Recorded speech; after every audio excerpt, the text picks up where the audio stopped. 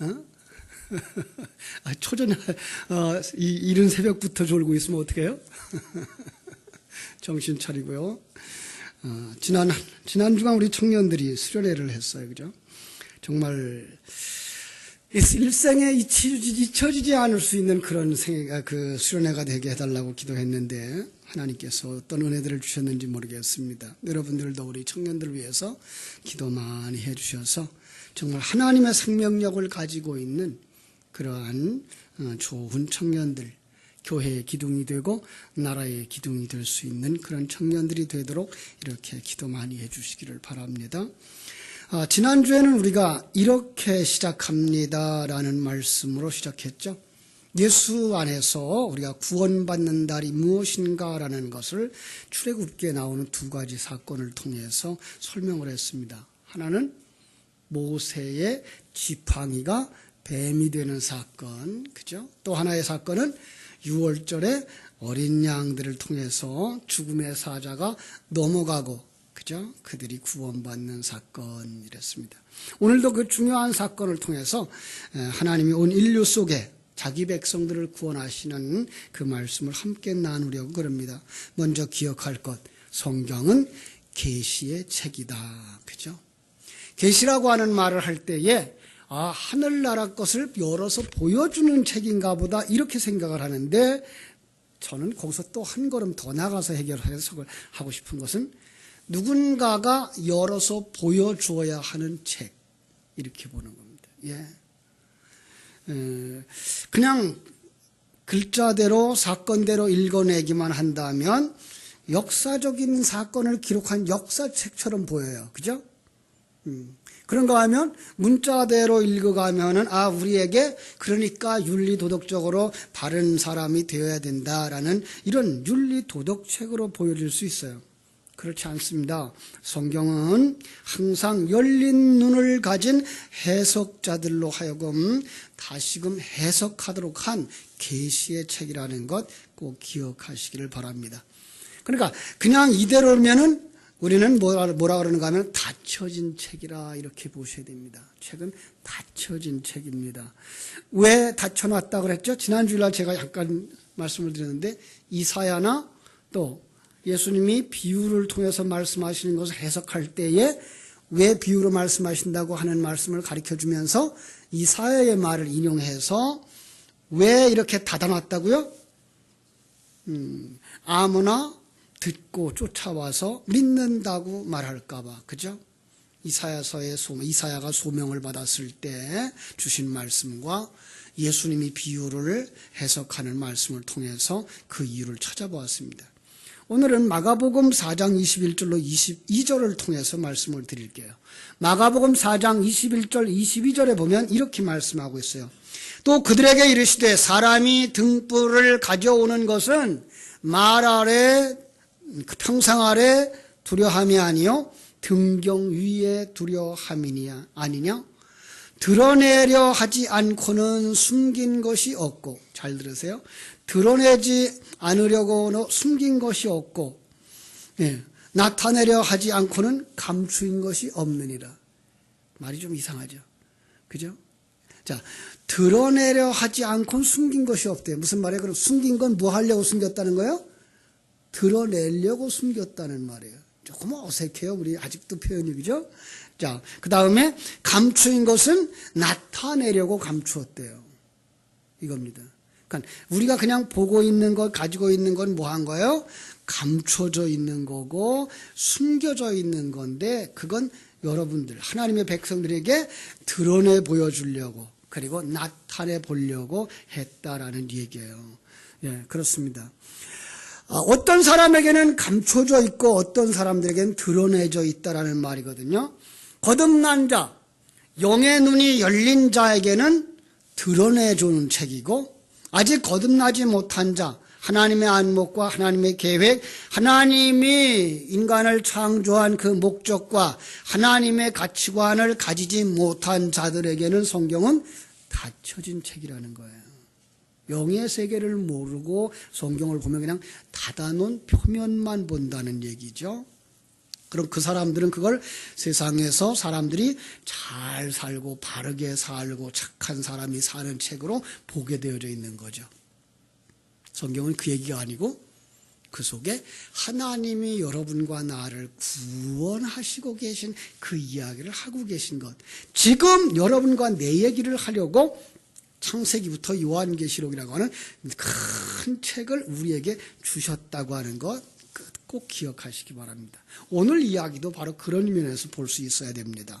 애굽에서 400년 동안 살던 이스라엘이 하나님의 도움으로 출애굽을 하게 되었습니다. 자, 오늘 성경 보았던 바로 그 앞에 12장 31절로 34절을 보겠습니다. 12장 31절로 34절 99페이지인데요. 밤에 바로가 모세와 아론을 불러 이르되 너희와 이스라엘 자손은 일어나 내 백성 가운데서 떠나 너희의 말대로 가서 여호와를 섬기며 너희가 말한 대로 너희 양과 너희 소도 몰아가고 나를 위하여 축복하라 하며 애굽 사람들은 말하기를 우리가 다 죽은 자가 되도다 하고 그 백성을 재촉하여 그 땅에서 속히 내보내려고 하므로 그 백성이 발교되지 못한 반죽 담은 그릇을 옷에 싸서 어깨에 매니라.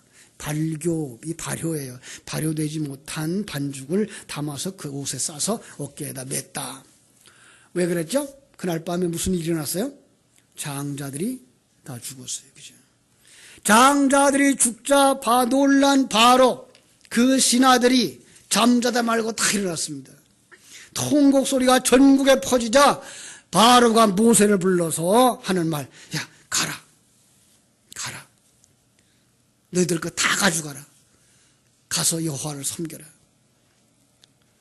그러니까 이스라엘 백성들도 전혀 생각지 못한 일이 갑자기 일어났어요. 그러더라 그들이 양고기와 무교병 먹던 그 자리에서 일어나서 얼른 그들의 진보다리를 싸서 마차에 싣고 등에 메고 애굽을 떠납니다. 자, 12장 43절부터 쭉 넘어가서 13장 16절까지 그 이야기를 하고 있어요. 거기에 속에 하나님의 명령이 나옵니다. 하나님이 뭐라 하는가 하면 6월절 어린 양으로 말미암아 일어난 사건이니까 너희들은 가나안 땅에 들어가거든 6월절을 지켜라. 어린 양을 기념해라. 첫 번째. 두 번째로 그리고 무교병을 먹어라. 세 번째로 처음 난 것은 구별해서 하나님께 드려라. 여기 아주 귀한 진리들이 많이 숨어 있어요. 6월절을 지켜라. 왜? 어린 양으로 말미암아 너희가 구원된 거니까. 어린 양 누구의 상징이에요? 예수 그리스도의 죽으심과 피 흘리심으로 말미암아 너희가 구원이 시작된 것이니까 그를 결코 잊지 마라. 무교병은 그럼 뭐예요? 발효되지 않았어요. 발효되지 않았다는 말은 그 안에 뭐가 없는 거예요? 누룩이 없다는 얘기죠. 그건 바로 그 예수 그리스도의 죄 없음을 상징하는 거예요. 바로 죄 없는 예수 그리스도의 죽음으로 말미암아서 그 죄 없는 예수 그리스도를 너희들이 먹고 마심으로 말미암아서 너희의 구원이 이루어지는 것이니까 절대로 잃어버리지 마라. 처음 태어난 것은 다 내 것이니 하나님께 바쳐라. 첫 새끼는 바로 어미와 하나라는 개념이죠. 아들은 바로 아버지와 하나라는 개념과 같은 겁니다. 그럼 아들을 바친다고 하는 말은 아버지까지 다 바친다는 말이고, 아버지를 바친다는 말은 그 가정의 아버지는 그 가족 전체를 다 의미하는 것입니다. 무슨 뜻입니까? 너희들 전부는 다 예수 그리스도의 피로 값주고 산 것이니 이제 너희들의 삶을 누구에게 드리라? 하나님께 드리라라고 하는 것입니다. 역사 속에서 성경에 기록된 대로 그들 속에 이 사건이 일어났습니다.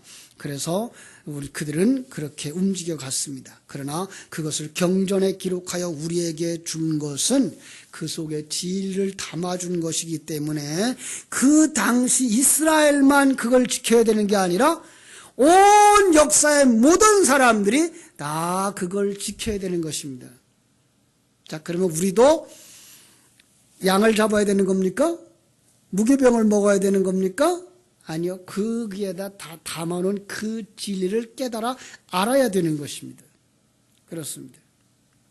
바로 예수 그리스도가 여러분과 나를 위하여 죽으심으로 말미암아 우리의 구원이 시작되었다는 것과 우리는 그 죄 없는 예수 그리스도를 먹고 마심으로 말미암아서 하나님의 사람으로 산다는 것과 내 인생의 모든 것은 다 하나님이 피로 값주고 사신 것이니 하나님의 것이라고 하는 사실을 고백하는 삶을 살라라고 하는 것입니다. 이 이야기를 오늘도 이 성경 속에서 우리에게 많은 것으로 가르쳐주고 있습니다. 아주 쉬운 예로 구름 기둥과 불 기둥, 이것도 하나의 기둥이죠.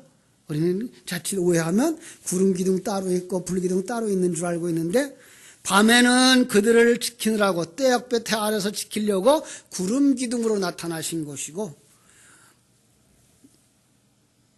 밤에가 아니라 낮이군요. 낮에는 구름으로 가려서 그들이 시원하게 해준 것이고, 밤에는 추우니까 어두우니까 그들 앞에 불기둥으로 오셔서 그들을 인도해 주셨던 것을 우리가 알 수 있습니다. 그러니까 그것을 읽는 우리 모두도 지금 하나님의 인도하심, 하나님의 보호하심, 다시 말하면 구름 기둥과 불 기둥으로 인도함을 받고 있다는 사실을 믿을 수 있어야 되는 거죠. 믿습니까? 그렇습니다. 하나님은 오늘 여러분과 나를 지금 구름 기둥으로 불 기둥으로 인도하고 계신 겁니다. 임마누엘의 하나님이 그 하나님의 임재하심으로 하나님의 보호하심과 인도하심 속에서 자기들을 이끌어가는 것입니다. 그렇습니다. 열린 눈이 열린 사람들, 이걸 깨달아 아는 사람들입니다. 또 하나의 상징적인 물건이 있는데 그게 뭔가 하면 요셉의 유골입니다. 자, 창세기 50장 25절에 보면 요셉이 죽을 때에 그 후손들에게 이렇게 부탁을 합니다. 하나님이 반드시 당신들을 돌아보시리니 당신들은 여기서 내 해골을 메고 올라가겠다 하라. 그 말은 일찍이 창세기 15장에서 언약했던 거죠. 창세기 15장 15절로 16절에 보면 이런 말씀이 있어요. 너는 장수하다가 평안히 조상에게로 돌아가 장사될 것이요 네 자손은 4대 만에 이 땅으로 돌아오리라 그랬습니다. 상징적 그림입니다. 그래서 애굽 생활 몇백 년 동안 했다고요? 400년 동안. 그런데 400년에 4대 만에 돌아온다는 말은 이상하죠, 그죠? 그래서 전에 한번 해석을 해드린 적이 있어요. 4대를 어떻게 해석해야 된다고요?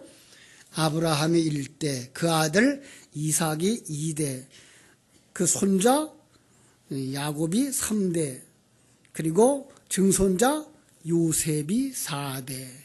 그래서 출애굽할 때에 그 출애굽기 13장 19절에 보면 이제 이스라엘 백성들이 요셉의 유골을 메고 올라갑니다. 그리고 그 역사를 다 그 유골을 가지고 갑니다. 전쟁터를 다 겪으면서 40년 광야 생활, 그 다음에 가나안 땅을 정등복하는 그때까지, 그리고 여호수아 24장 32절에서 유골을 장사하는 걸로 구원의 한 단락을 마무리하는 모습을 우리가 볼 수가 있습니다. 예, 요셉 안에서 구원은 이루어졌다라는 말이고요. 그 말을 신약 성경의 표현대로 말한다면 예수 그리스도 안에서 구원이 이루어졌다라는 말로 바꾸는 겁니다. 왜요? 요셉은 누구의 상징? 예수님의 상징이기 때문에 그렇습니다. 여기서 우리는 오늘 말씀의 첫 번째 주제를 이끌어낼 수 있습니다. 이 모든 구원의 역사는 누구 안에서? 예수 안에서 그렇습니다. 우리 한번 따라합시다. 그리스도 예수 안에서 구원을 받습니다. 그렇습니다. 예수 그리스도 외에는 구원받을 만한 다른 이름을 우리에게 주신 적이 없다고 말씀하고 있습니다. 오늘 우리가 읽은 본문 속에서 출애굽한 이스라엘 백성들이 홍해 앞에 다다랐을 때 바로가 마음이 다시 강팍해져가지고 그 뒤를 쫓아오게 됩니다. 바로가 이스라엘 백성들을 보내고 나니까 자기 성을 쌓던 것, 자기 신전 세우던 일이 중단하게 될 위기를 맞이하게 된 겁니다. 그래서 애굽의 모든 병거와 마병을 다 동원하여 추적했다 그랬습니다. 자, 이것도 역시 상징이죠.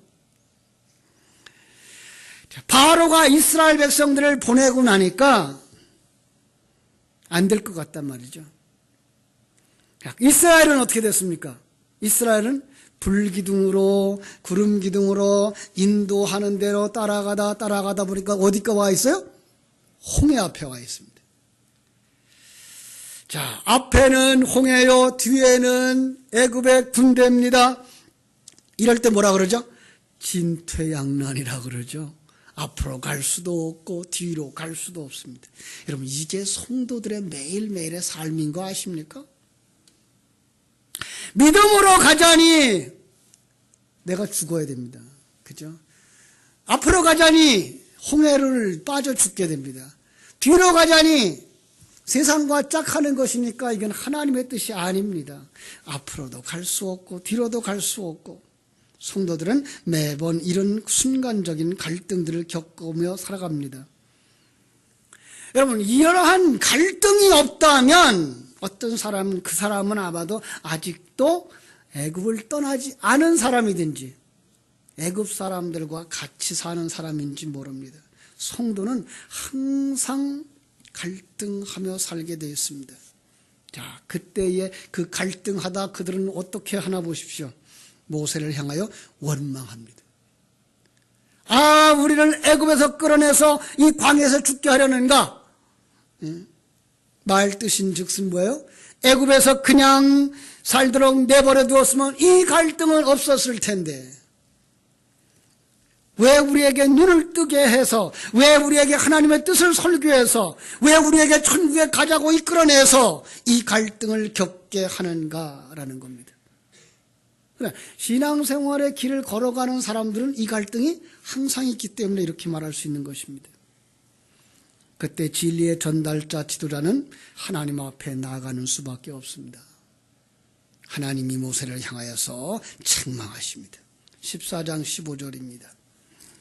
여호와께서 모세에게 이르시되 너는 어찌해서 내게 부르짖느냐? 이스라엘 자손에게 명령하여 앞으로 나가게 하고 지팡이를 들고 손을 바다 위로 내밀어 그것이 갈라지게 하라. 이스라엘 자손이 바다 가운데서 마른 땅을 행하리라. 21절 22절. 모세가 바다 위로 손을 내미매 여호와께서 큰 동풍이 밤새도록 바닷물을 물러가게 하시니 물이 갈라져 바다가 마른 땅이 된지라. 이스라엘 자손이 바다 가운데를 육지로 건너가고 물은 그들의 좌우에 벽이 되니라. 하나님이 하실 수 있는 일, 그런데 왜 모세를 시켜서 하시죠? 뭔가 거기 담아서 우리에게 주려고 그러는 거예요. 그걸 고린도전서 10장 1절로 2절에서 바울 사도는 이런 말을 합니다. 제가 읽어드릴게요. 형제들아, 나는 너희가 알지 못하기를 원하지 아니하노니 우리 조상들이 다 구름 아래에 있고 바다 가운데로 지나며 모세에게 속하여 다 구름과 바다에서 세례를 받았다. 바울 사도는 신약 성경을 기록하면서 고린도 교인들과 그 성경을 보는 우리들에게 말씀하시는 것입니다.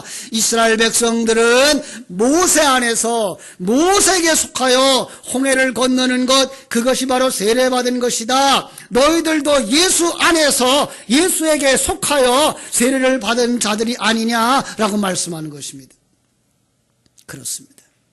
모세와 함께 모세의 지도 아래 모세가 든 지팡이, 불어오는 동풍 모두 다 예수 안에 담아주신 진리의 역사를 묘사하는 것들입니다.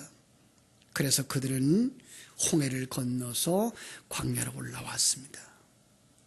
예수님과 함께 사단의 영역에서 떠나 예수님과 함께 길을 걸어가고 있는 것이 바로 성도들입니다. 그래서 거기서 또 하나의 주제를 끌어낼 수 있습니다. 모세를 통하여 살아난 자들, 예수님을 통하여 살아난 자들입니다. 우리들입니다. 그렇게 모세와 함께 세례받은 그 사람들은 광야의 입장에서 볼 때 그들은 홍해를 건너서 이렇게 올라오는 모습, 죽은 자가 뭐 하는 거예요? 살아나는 모습입니다. 여기서 예수를 통해서 산 자가 나오는 것입니다. 우리 한번 따라 합시다. 나는 예수 안에서 산 자가 되었다. 그렇습니다. 여러분과 나는 예수 안에서 산자가 되었습니다. 영적인 산자가 된 것입니다. 모세가 하나님의 지시를 따라 하나님이 주신 지팡이를 들어 손을 내밀자 하나님의 동풍이 밤새도록 불었고 바닷물이 물러가면서 뭐가 드러나요? 마른 땅이 드러났습니다. 자, 바다가 물러가고 마른 땅이 드러나는 것 조금 확대해 보면요, 창세기 1장 9절로 13절 사건입니다. 창세기 1장 9절로 13절은 셋째 날, 첫째 날은 빛과 어둠으로 나누시고, 둘째 날은 아랫물과 윗물로 나누시고, 셋째 물은 물 가운데서 마른 땅이 드러나게 하시는, 바다를 한 군데로 모으고 마른 땅에 드러나게 하시는 구원의 역사, 그죠? 그걸 출애굽기 10장에서는 바다가 갈라지고 마른 땅이 되었다라고 말했고요. 요한복음 1장 35절로 42절의 셋째 날에서는 어떤 변화가 일어나는가 보십시오. 스승 세례 요한의 지시를 따라 예수님을 따라갔던 두 제자, 예수님을 뭐라고 불러요? 선생님, 라삐요.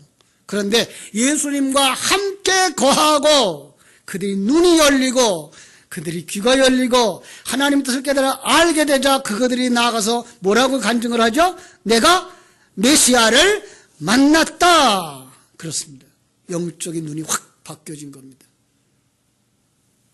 그걸 갖다가 창세기 1장에서는 마른 땅에서 풀과 채소들이 있었는데 그것이 뭐가 돼요? 열매 맺는 채소가 되어지는 그림을 그려준 것입니다. 그렇습니다. 예수 그리스도 안에서 산 자들, 하나님의 생명이, 진리가 하나님의 백성들 속에 들어가 그들이 하나님의 아들이 되는 역사인 줄로 믿습니다. 다시 모세와 이스라엘 상황으로 돌아가 보아 생각합니다. 그들은 고린도전서 10장의 그 묘사처럼 모세가 그들을 안고 홍해로 들어가서 죽고, 모세가 그들을 품고 다시 물에서 올라오는 그림, 하나님의 택한 백성들 그 속에 새 생명이 생기게 되었습니다. 거듭난 자들입니다. 그런데 출애굽기 사건 속에 보면 또 한 그룹이 있습니다. 그들은 어떤 사람일까요? 모세 안에서 죽은 자들입니다. 예수를 통해서 죽은 자들입니다. 자, 이스라엘을 놓아주고 쫓아오던 그들, 애굽의 바로와 그 군대, 이것도 어떤 걸 묘사하는 것이겠죠? 그죠?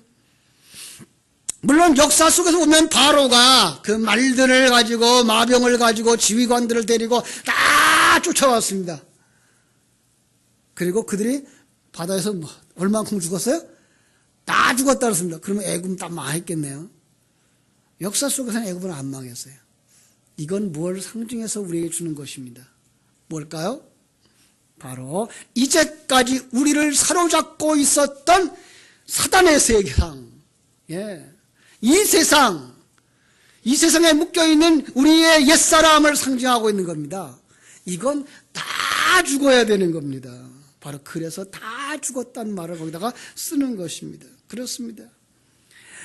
내 새 생명이 내 안에 들어오자 처음에는 바로가 야 그래 가라 좋다라고 했던 것처럼, 그래 신앙생활 그것도 좋지, 그것을 통해서 내 자존심도 높여주고 어쩌면 그 속에서 내가 대장 노릇이라도 할 수 있으니까 세상에서 맛보지 못했던 자존심도 살릴 수 있겠지. 그리고 교회에 들어옵니다. 과거에 강남에 어떤 사교 집단에서는 이런 자격의 조건들을 갖췄답니다. 첫째는 강남에 살아야 되고, 둘째로 몇 평 이상 아파트에 살아야 되고, 자동차는 얼만큼 큰 거 이상, 그리고 또 하나의 조건, 교회를 다녀야 되고, 그래야만 그 사교 집단에 들어와서 회원이 될 수 있었다 그럽니다. 그것도 조그만 교회가 아니고 강남에 있는 큰 교회. 그래서 그 교회가 자기의 자존심을 높여주고 훌륭한 목사님 수천 명 목회 교회되는 그 교회의 직분자라고 하는 것이 그들의 품격을 보증해 주는 것이 되었던 시대가 있었다 그럽니다. 그런데 그렇게 생각했던 그 사람들 속에 생명과 진리의 말씀이 떨어지면 옛사람이 죽어갑니다. 그것이 바로 애굽 사람들과 병거와 마병이 수장되는 모습입니다. 무엇으로 수장시키죠? 오늘 본문에서 26절, 27절 보시면 알 수 있습니다. 14장 26절, 27절 지팡이를 잡은 손을 바다 위로 내밀어서 어디서 본 거죠? 바로 앞에서 홍해를 건너는 그 사람을 살릴 때에도 지팡이 잡은 손을 바다 위로 내밀어서입니다. 똑같은 동작인데 어떤 사람들에게는 살아나고 어떤 사람들에게는 죽음이 왔다는 얘기 우리가 알 수 있습니다. 그렇습니다. 지팡이가 뭐라고요? 지난 주일날 설교했습니다. 하나님의 말씀. 그 말씀이 선포되어지면 진리의 비가 하늘 위에서 내려오면 두 가지 조건이 일어나죠. 생명이 있는 풀들은 생기를 얻고 자라나고 꽃 피우지만 죽어있는 초목은 점점 더 부패해서 없어지는 그런 이치인 것입니다. 그냥 한순간에 펑 하고 완성되고 한순간에 휙 하고 없어지는 것이 아니라 우리 신앙생활하는 기간 동안에 천천히 완성되어지는 것이고 그 기간 동안에 천천히 사라져가는 것입니다. 그 기간 동안 하나님은 주의 사자들을 세워서 끊임없이 생명과 진리의 말씀을 불어넣어 주는 것입니다. 마치 동풍이 계속 불어서 바닷물을 마르게 하여 마른 땅이 되게 하는 것처럼 내 안에 옛사람 예수 그리스도 안에서 벗겨지는 것, 그것이 바로 예수 안에서 죽은 자들인 것입니다. 그렇습니다. 신앙생활은 이렇게 예수 그리스도 안에서 진리의 말씀 안에 있는 것입니다. 그 속에 생명과 진리의 말씀을 퍼다먹으며 성령의 바람이 불어와 우리의 영을 살리고 우리의 영의 눈이 열어주고 우리의 감각을 살려서 하나님이 우리와 함께하사 우리를 만들어 가시고 계신 그 전능하신 하나님의 그 사랑 감격하고 감사함으로 찬송하며 기쁨으로 옛사람 벗어버리는 십자가의 길을 걸어가게 하는 것입니다. 사랑하는 여러분, 바로 우리가 지금 그 길을 가고 있는 것입니다. 그러므로 우리는 그 속에서 하나님의 인도하심에 순종하는 자들이 되셔야 합니다. 주의 말씀에 순종하는 여러분들이 되시기를 주님의 이름으로 축원합니다. 내 생각에 맞지 않았는 것 같아도 하나님의 그 인도하심과 하나님이 이 환경을 통해서 만들고 계시다고 하는 것을 바라보는 그 믿음, 그것이 믿음입니다. 히브리서 11장은 말합니다. 믿음은 바라는 것들의 실상입니다. 보지 못하는 것에 보는 것입니다. 보이지, 육신의 눈으로는 보이지 않는데 그게 믿음의 눈으로는 뭐 하더라고요? 보이는 것입니다. 전능하신 하나님을 신뢰할 수 있게 되기를 주님의 이름으로 축원합니다. 오늘은 구름 기둥과 불 기둥이 보이지 않습니다. 그 대신 진리의 말씀이 주어졌습니다. 그러므로 성경 속에 담겨진 진리를 깨우치기 위하여 되씹는 작업, 주야로 묵상하는 작업이 필요합니다. 그 하나님이, 전능하신 하나님이 여러분의 생명이 될 때까지 그분을 신뢰하기를 주님의 이름으로 축원합니다. 그 하나님, 그 생명이 여러분을 살아내도록 오후 시간에 설교하는 것처럼 진리로 하여금 일하게 하는 여러분 되시기를 주님의 이름으로 축원합니다.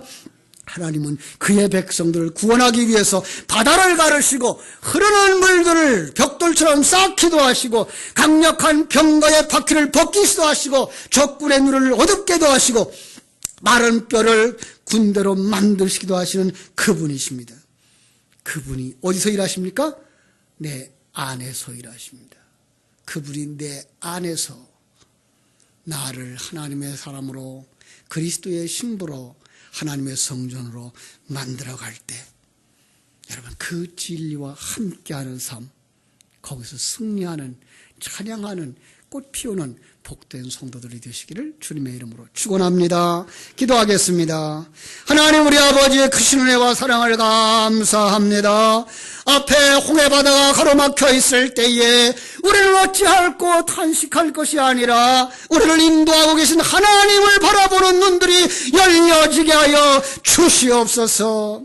하나님의 인도하심에 순종할 수 있는 사람들이 되게 하시고 하나님의 전능하심을 바라보고 신뢰할 수 있는 사람들이 되게 해주시고 그 하나님이 나와 함께 계심을 깨달아 알아 그 진리가 살아내도록 아버지 하나님 앞에 진리를 묵상하고 되씹는 사람들이 되어질 때 바로 그는 예수 안에서 살아나는 자요 예수 안에서 옛사람을 벗어버리는 자인 것을 깨달아 알고 내가 이렇게 과정을 거쳐서 하나님의 아들로 그리스도의 신부로 복된 하나님의 성전으로 만들어져 가는 거구나 깨달아 알면서 매일 매순간 자기의 삶의 환경 속에서 하나님을 찬송할 수 있는 하나님의 생명을 가진 자들, 하나님의 눈을 가진 자들, 하나님의 음성을 듣는 자들이 다 되게 하여 주시옵소서.